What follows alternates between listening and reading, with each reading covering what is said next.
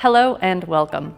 In this section of the Hyperspectral Academy, we will be exploring mineralogical use cases with hyperspectral data. Mineral exploration and mapping was one of the first documented use cases of airborne-based hyperspectral imaging. We'll be going over some examples of why hyperspectral is so useful for looking at geology and common use cases related to that information. Let's start by taking a look at why we use remote sensing for geology. For mineral exploration and mapping, hyperspectral data is commonly used as a way to find minerals that are of interest. This is currently done using airborne hyperspectral, but that can be expensive and even impossible in certain areas with lack of pilots or ability to import cameras. As well, there are many global monitoring services that are necessary for surveillance of unstable mines, tailings dams, and other geologic processes that rely on remote sensing data for decision-making. Mineralogy is a well-studied area of hyperspectral imaging, ranging from the visible to the long wavelength infrared. The spectral characteristics of surface mineralogy are exceptionally well known and so can be used to get very high accuracy classifications. When we're talking about mineralogy, I'll be using the terms reflectivity, absorption, and emissivity quite a bit. So let's go through a quick explanation. For imagery-based remote sensing, the main thing that we work with is reflectance. Reflectance is the measurement of reflected radiation from whatever we're looking at. This can be affected by color, structure, and surface texture. Reflectance and absorption go hand in hand because absorption is the energy that is absorbed by the matter we're looking at. When we're talking about minerals, we use the term emissivity. Emissivity is a material's ability to emit infrared energy. Because mineralogy goes into the long wavelength infrared, we tend to use emissivity when we talk about minerals. During this topic, you've been watching a spectral chart or graph, and these are what is used to see the unique peaks and troughs related to the reflectance and emissivity features that we are interested in. We have a very large range where we're getting emissivity and reflectance information, from the visible to the shortwave infrared, to the middle wavelength infrared, to the long wavelength infrared. We will mainly be talking about 4 mineral families, which will be silicas, carbonates, sulfates, and hydroxides.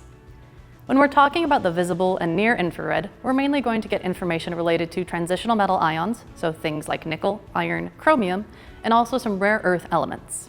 For the shortwave infrared, we get a lot more information on the other families that we've talked about because those wavelengths will interact a lot more with water, hydroxyl, carbonate, and sulfate molecules.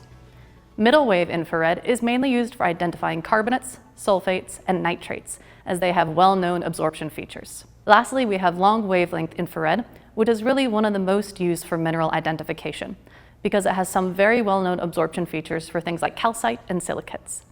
This area has a lot of highly reflective features that create these distinguishable peaks. With that background into mineralogy, let's take a look at what it's commonly used for.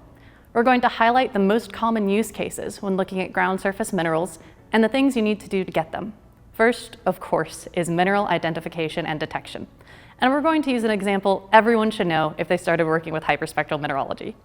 After that, we're going to take a look at how hyperspectral can help with lithium ponds and tailings dam monitoring, which is a very important part of the mineralogical process and essential for safety and management. As mineralogy is a very well-studied area when it comes to mineral identification and detection, we mainly use techniques that can highlight the specific hyperspectral features, such as the peaks and troughs known for those different metals. This means hyperspectral specific classifications do a fantastic job at highly accurate detection.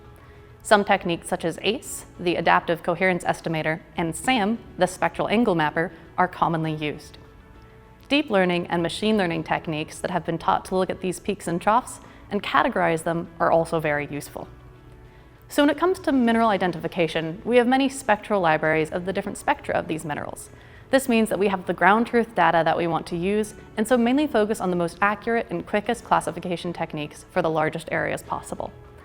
Let's take a look at what some of these areas might look like. For our first use case, we're going to start with one of, if not the most well-known and studied geological site, Cuprite, Nevada in the United States. Cuprite is located in the Cuprite Hills in southwestern Nevada, and named after the mineral cuprite, which is a copper oxide ore. Though this area may now be called a ghost town in Nevada itself, it is one of the most well-documented and imaged areas with remote sensing technology, and is used as a benchmark for imaging and classification. This area mainly has sulfates, clays, and carbonates. Cuprite is very interesting and has many unique features that can be used for testing classifications. One of the first things of note is there is hydrothermal alteration at the cuprite site. which has resulted in silicized, opalized, and argillized rocks. What that means is we have surface mineralogy that has minerals like alunite and kyolinite. The opalization has caused rocks that have opal, alunite, and kyolinite, and the argillization has created rocks that have kyanite and hematite. For total coverage, this area has many other minerals, such as ammonium feldspar, smectites, dictites, and buddingtonite, to name just a few. Let's take a look at this image just so you can see one of the most well-known areas for mineralogical classification. Because this area has so many sulfates and carbonates, shortwave infrared to longwave infrared are the best for classification and distinguishing the different materials that we're working with. The next example we're going to be looking at for classification is located in Hamersley, Australia.